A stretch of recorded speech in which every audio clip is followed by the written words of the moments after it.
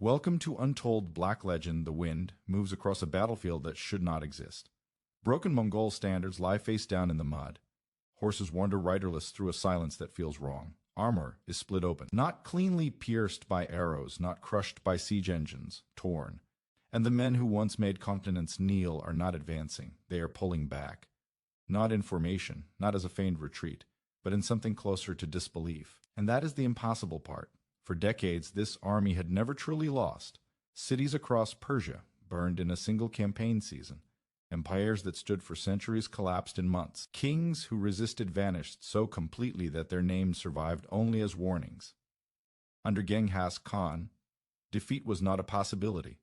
It wasn't even a word the empire understood. And yet here on a field far from the Mongol heartland, against an enemy that should have already been finished, something fractures. Not just a cavalry line, not just momentum, something structural. The kind of crack that doesn't kill a body immediately but guarantees that it will fall. But here is where the story shifts, because the battle that shattered Genghis Khan's empire may not be the one history points to, and the army standing across from the Mongols that day may not be the force that truly broke them. If this fracture happened here, then the Mongol Empire didn't fall the way you were told it did. And once you see the crack, you can't unsee it. Stay with me. Let's begin where you expect. Who could possibly defeat Genghis Khan? It seems like a ridiculous question.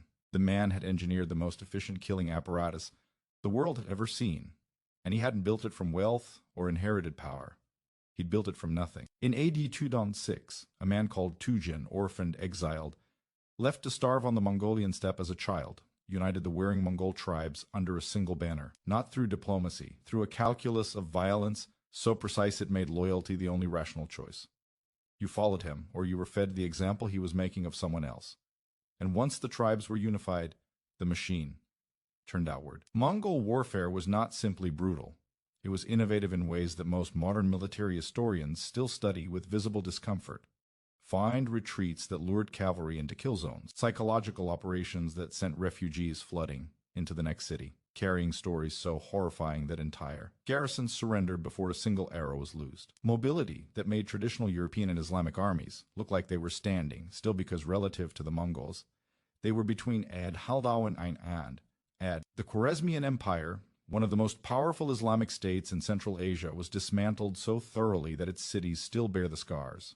Bikhara, Samarkand, Urgent, names that once meant civilization, reduced to ash in months. And the myth grew faster than the army itself. By the mid-10s, the Mongol reputation preceded them by thousands of miles. Kingdoms that had never seen a Mongol rider already feared one. Rulers who had never lost a battle began calculating not whether to fight, but whether surrender would be accepted. That was the empire. That was the machine. Unstoppable, unquestioned, undefeated. So, here is where you expect the story to continue. More conquests, more expansion, an unbroken line of dominance stretching from the Pacific to the edges of Europe. But that's not what happened. There was a campaign that stalled. A battlefield far from the Mongol heartland where the usual arithmetic of terror did not produce the usual result. A decision made possibly by Genghis Khan himself that contradicts the ruthless caution that had defined every prior engagement. A year that historians still argue over, not because the sources disagree on what happened, but because certain sources refuse to mention it at all. And that silence is the first fracture. When Mongol chronicles, written by court historians whose entire purpose was to glorify the Khan, suddenly go quiet about a specific engagement, that is not an oversight. That is a burial. Most people stop listening right here. That's why history keeps lying. So stay. Because the question you should be asking is not, did the Mongols lose? The question is, if the Mongols didn't lose here, why did everything change afterward? Now we start pulling at threads that most documentaries leave untouched. The likely candidate has a name, several names actually, because history can't agree on which battle matters most, and that disagreement is itself a kind of evidence. Consider the Battle of the Indus. Genghis Khan's forces have pursued Jalal ad-Din Mingburnu, the last surviving prince of the Khwarezmian dynasty, across the full breadth of what is now Afghanistan. Jalal ad-Din is not a king anymore. He commands no empire. He has no supply lines, no fortified cities, no diplomatic alliances left. He is by every strategic measure already finished. And yet at the banks of the Indus River, with mountains at his back and the most feared army on earth bearing down on him, Jalal ad-Din turns and fights. He should not survive this. The Mongols outnumber him. The Mongols outmaneuver everyone. The Mongols have not failed to destroy a cornered enemy in over a decade, but the engagement does not go as planned. Mongol sources, the ones that mention it, describe a tactical withdrawal, a repositioning, a strategic choice to allow Jala to escape across the river rather than waste resources on a final engagement in difficult terrain. That's what the official record says. Now read the Persian accounts. The chroniclers of the Islamic world, writing Arabic and Farsi, often decades later, but drawing on eyewitness testimony, describe something different. A shock, Mongol units breaking formation, commanders issuing contradictory orders, casualties higher than expected, and a psychological rupture that rippled backward through the ranks in a way that had no precedent. Now, check the Chinese administrative records. After this period, the tone shifts. Not dramatically, not in a way that announces itself, but the language of Mongol governance in tax edicts and military dispatches, in the careful bureaucratic documentation that the Yuan dynasty would later inherit changes. There is a new caution, a new emphasis on consolidation rather than expansion, as if someone, somewhere in the command structure, had quietly acknowledged a limit. 3 sets of sources, 3 different versions of the same event, and the contradictions between them are not accidental. They are the sound of an empire beginning to lie to itself. Now add the human element. By the early Halvanhaldiwantis, Genghis Khan's inner circle was no longer the lean, desperate coalition that had conquered the steppe. Commanders who had earned their positions through brilliance and brutality were aging. Younger generals, many of them the Khan's own sons, were jockeying for authority with the kind of rivalry that the old Temujin would have crushed immediately. But Temujin was aging too. Supplies stretched across a campaign theater that now spanned from Korea to the Caspian Sea were thinning. Not collapsing, thinning. The kind of slow resource bleed that doesn't show up in battle reports, but shows up in delayed reinforcements in garrisons undermanned by 10%. In horses ridden, one campaign too many. And beneath all of it, a question that no one in the Mongol court dared to speak aloud, but that every commander was already calculating around: what happens when the Khan dies. Not if, when, because the empire had no mechanism for peaceful succession. It had Genghis Khan, and Genghis Khan had sons who hated each other. So ask yourself, not as a student of history, but as a human being who understands how power works. What if the empire didn't shatter from outside pressure? What if a single battle, one engagement, where the impossible arithmetic of Mongol dominance failed to produce the expected result, simply revealed a crack that was already there? The danger was never the defeat itself. The danger was the illusion that the empire was still unbreakable. So let's answer the question you've been holding. Did Genghis Khan actually lose? Here is the most accepted interpretation among modern historians. The version you'll find in most textbooks, the one that sounds clean enough to be comfortable. No, not really. The Mongols recovered from every setback. After the Indus engagement, Genghis Khan consolidated his forces, reorganized his command structure, and continued campaigns that would expand the empire further. After his death, in Ad 1217, his successors pushed into Eastern Europe, into the Middle East, into Southeast Asia. The empire did not simply survive, it grew. By the mid-13th century, the Mongol Empire was the largest contiguous land empire in human history. More territory than Rome, more territory than Alexander ever dreamed of. A domain so vast that a letter sent from one end might not reach the other before the season changed. So the myth survives, the great undefeated machine rolled on. The brief stumble at the Indies, or wherever you place the fracture, was corrected. The empire adapted. The empire expanded. The story continues. Take a breath. Feel that relief. The narrative makes sense again. Now let me take it away from you, because here is what happened in the years immediately following that battle, the details that the clean version omits. Campaign tempo changed. Not everywhere, not all at once, but the relentless, almost mechanical pace of Mongol expansion, the pace that had devoured the Khwarezmian Empire in 2 years, slowed. In certain regions, it didn't just slow, it stopped. Expansion in India, the logical next target after the Indies campaign, was effectively abandoned. Not formally, not announced, simply not pursued.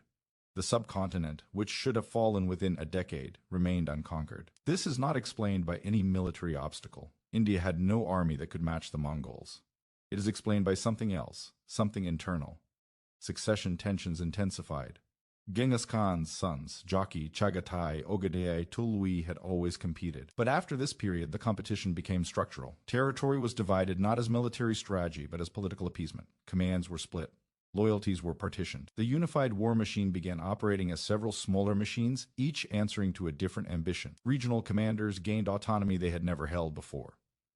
Generals who once executed the KHN's orders without question began making independent decisions about when to advance, when to withdraw, or when to negotiate, not because they were disobedient, because the center was no longer strong enough to enforce obedience in real time across the breadth of the empire. The Mongol war machine did not collapse.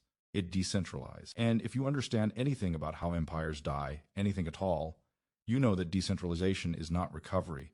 Decentralization is the first stage of fracture. It is the point where an empire begins to die while still believing it is expanding. But I'm not going to explain that fully yet, because the question you need to sit with is this. If the empire kept growing, if it kept conquering, kept expanding, kept projecting the image of invincibility for decades after this battle, how could this single engagement still be the one that shattered it? Hold that contradiction. Don't resolve it. The answer has been in front of you the entire time. You just haven't been allowed to see it clearly until now. The battle didn't destroy the Mongol army. It didn't shatter their formation. It didn't break their supply lines. It didn't kill enough soldiers to make a material difference to an empire that could conscript replacements from a dozen conquered nations. What it shattered was the myth. And you need to understand, truly understand, in the way that changes how you see every empire that has ever existed, what that means. The Mongol Empire was not held together by military superiority alone. Military superiority was the mechanism, but the binding agent, the force that kept tributary states submissive, that kept conquered populations compliant, that kept rival kingdoms from testing their luck, was fear. Not fear of a specific army. Fear of an idea, the idea that resistance was mathematically futile, that the Mongols could not be beaten, that any city that closed its gates would be reduced to rubble, and any city that opened them might be allowed to survive. The terror was not in what the Mongols did, it was in what everyone believed the Mongols could do. The gap between those two things, between reality and reputation, was the empire's most powerful weapon. And at the Indus, or at whatever engagement you place at the fulcrum of this shift, that weapon cracked, not visibly, not immediately. The crack was hairline, a rumor, a story told by a survivor who shouldn't have survived, a report from a Persian merchant who passed through a garrison town and noticed something he couldn't quite name. A hesitation in the eyes of Mongol soldiers that hadn't been there before. But cracks in myths do not heal. They spread slowly along trade routes. In the whispered conversations between diplomats, who were always calculating the cost of continued submission in the private councils of kings who had surrendered without fighting and now wondered for the first time whether that had been necessary. The first whispers of Mongol vulnerability began moving across Eurasia like a slow infection. In the Caucasus, tributary states that had paid tribute without question for a decade began delaying payments. Not refusing, delaying testing. In Persia, local administrators who had governed on behalf of the Mongols began building private alliances with regional warlords. Not rebellion, insurance. In the western steppe, Kipchak and Cuman chieftains, peoples who had fled from the Mongol advance, began drifting back toward their former territories, not attacking, watching, and within the empire itself. Within the command, tents, and the war councils, and the careful hierarchy, the Genghis Khan had built on the understanding that his word was absolute. Generals began doing something they had never done before. They began calculating loyalty, not feeling it, calculating it.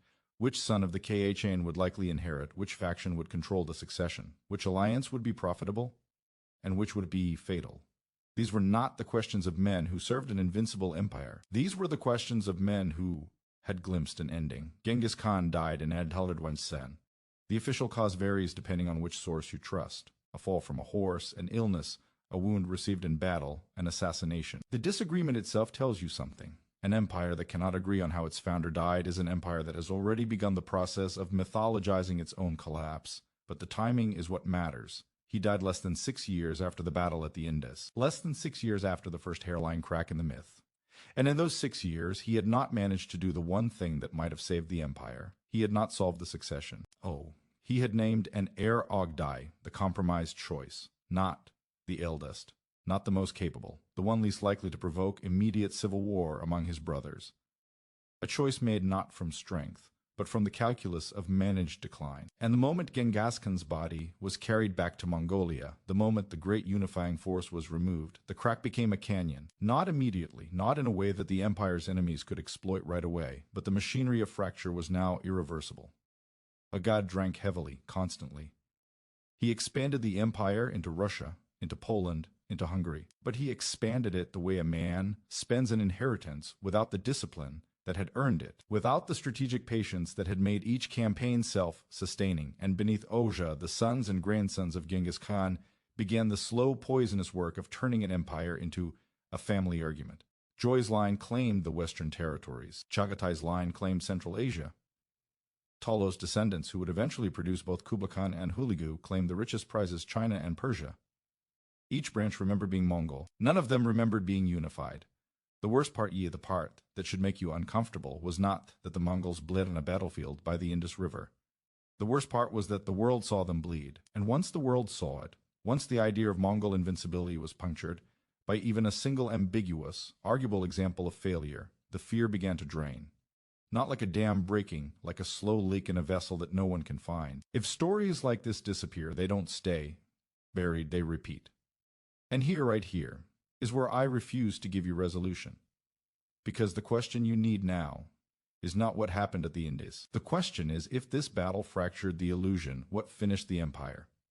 What finished the empire was time, and that is the most terrifying answer history can give you, because it means no one had to do anything. The fracture simply had to exist, and time, patient, indifferent, unopposable, did the rest.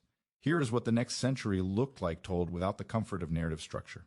Because what happened doesn't deserve structure. It deserves witness. Ad Hill Dade 41. Ogada Khan dies. He is drunk or ill or both. The sources cannot agree, and by this point, the sources have stopped trying to agree on anything. His death triggers the first succession crisis. Not because there is no heir, but because every faction believes it has the rightful one. The Mongol armies in Europe, which have just devastated Poland and Hungary, which are within striking distance of Vienna and the heart of Western Christendom, receive the recall order. They turn around, not because they were defeated, not because Europe had found a way to resist, because the princes and generals commanding those armies needed to return to Mongolia to participate in the political contest that would determine the next Kaghan. Europe was saved, not by European strength, but by Mongol dysfunction. Let that settle for a moment. The survival of Western European civilization as a political entity may owe more to Mongol succession disputes than to any army, any fortress, any act of resistance that Europeans can claim. Ad Hildo, after a decade of political maneuvering, Kaghan, grandson of Genghis through the Tali line, takes the throne. He is competent. He is ruthless. He attempts to restore the unified vision. It doesn't work because the empire is no longer one thing. It is four things pretending to be one thing. The Golden Horde in Russia and Eastern Europe. The Chagatai Khanate in Central Asia. The Ilkhanate forming in Persia and the Middle East. The Yuan dynasty taking shape in China. They share a bloodline. They share a founding mythology. They share almost nothing else. The Golden Horde converts to Islam. The Ilkhanate converts to Islam, but a different political expression of it. The Yuan dynasty adopts Chinese bureaucratic traditions. The Chagatai Khanate fragments into sedentary and nomadic factions that despise each other. Each Khanate develops its own administrative language, its own tax system, its own diplomatic relationships with non-Mongol powers, its own definition of what it means to be Mongol. This is not collapse. This is something worse. This is an identity dissolving while the name remains. Ahi, 260, the Battle of Ajalut. And here is where most documentaries would place the shattering. The Mamluk Sultanate of Egypt meets a Mongol army in the Jezreel Valley of modern-day Israel, and the Mamluks win. It is the first unambiguous, undeniable, militarily decisive defeat of a Mongol army in open battle. And it matters. It matters enormously because Iron Jalat does something that the Battle of the Indies only hinted at. It proves the myth is dead, not dying. Dead. After Jalut, the Mongol advance into the Middle East stops permanently. The Ilkhanate consolidates. It does not expand. The psychological weapon that had conquered half of Eurasia, the belief that resistance was futile, is gone. But here is what you need to understand, and what most histories get exactly wrong. Ainat did not shatter the empire. Ainalat was the moment the world confirmed what it had suspected for 30 years. The shattering had already happened at the Indies in the succession crisis and the slow, silent decentralization that turned one empire into four resentful fragments. In Jalut was not the cause, it was the autopsy. The decades that follow are not a story of dramatic collapse. They are a story of slow, grinding dissolution, which is worse to watch and worse to live through than any single catastrophe. The Golden Horde wars with the Ilkhanate. Mongol fights Mongol. The descendants of Genghis Khan shed each other's blood over territory that their grandfather would have considered a single province. The Chagatai Khanate splits into eastern and western halves. Then the halves split again. Local warlords, many of them Turkic, many of them Muslim, few of them loyal to any Mongol identity, fill the power vacuums. The Yuan dynasty in China maintains the most coherent Mongol governance, but it does so by becoming Chinese. Kublai Khan builds his capital at what is now Beijing. He adopts Chinese court rituals. He employs Chinese administrators. He funds Chinese art and Chinese infrastructure. And in doing so, he creates something magnificent and something that is Mongol in name only. By 8368, the Yuan dynasty falls to the Ming Rebellion. The Mongols are driven back to the steppe. In China, an empire that had ruled for barely a century is remembered not as Mongol governance, but as foreign occupation. In Persia, the Ilkhanate collapses into successor states by the Funtrace of Ts. In Russia, the Golden Horde fragments into the Khanate of Kazan, the Khanate of Crimea, the Khanate of Astrakhan, smaller and smaller pieces of a thing that once stretched from Korea to Hungary. The empire didn't explode. It dissolved the way salt dissolves in water, slowly, completely, until you cannot find the original substance, no matter how carefully you look. And the question you should be asking, the one that will not leave you comfortable, is this: who benefited? Regional elites, rival chaos, local administrators who had served the Mongols faithfully until faithfulness stopped being profitable. The merchants and bureaucrats and minor nobles who inherited fragments of the system and built their own petty kingdoms from the rubble. They benefited. Who was forgotten? The original vision. The Mongol unity under Temujin. The idea, however brutal its execution, that the steppe peoples could build something that rivaled any civilization on earth, that was forgotten. Not destroyed, forgotten. Which is worse. History remembers conquests. It rarely remembers the moment fear stopped working. And once fear stopped working, once the myth cracked at the Indies and shattered at Ain Jalut and dissolved into a century of fratricidal decline, cohesion died with it. Not because the Mongols were weak, because the thing that had made them strong was never real. It was belief. And belief once broken does not return. You've been watching a story about the 13th century, but you haven't been watching a story about the 13th century. Every empire that has ever existed, every system of power that has projected dominance across populations too large to control through force alone has relied on the same architecture the Mongols built: reputation, myth, the psychological certainty held by the governed that resistance is not merely dangerous but pointless. It is the most efficient form of control ever devised, cheaper than armies, more durable than walls, more persuasive than any ideology until it fails. And it always fails the same way. Not in a catastrophic battle, not in a dramatic revolution, not in the moment the history books remember. It fails in the moment someone sees the empire bleed and thinks, oh, they're mortal. That thought, quite private, almost invisible, is the most dangerous force in human history. More dangerous than any army, because once it exists, it cannot be unthought. It spreads through populations like a contagion that no quarantine can contain. It moves along trade routes and through diplomatic channels and across dinner tables, where men and women who have spent their entire lives in submission suddenly look at each other and ask, what if we didn't have to? The Mongol Empire was not destroyed by the Mamluks at Ain Jalut. It was not destroyed by the Ming dynasty in China. It was not destroyed by any external force. It was destroyed by a hairline crack in a myth, a crack that appeared on a riverbank in a Diao Taotan 18. And by the 40 years of slow, invisible erosion that followed, the empire fell because it believed its own story. And when the story was disproven, not loudly, not dramatically, but quietly in a single battle that the court chroniclers tried to bury, there was nothing underneath it. No institutional loyalty, no shared identity beyond conquest, no mechanism for survival that did not depend on the absolute unquestioned certainty that the Mongols could not be stopped. Take that certainty away, and what remains is not an empire. It is a collection of armed men who remember being powerful, and that memory fades. There is a line sometimes attributed to Mongol chroniclers, though its exact origin remains disputed.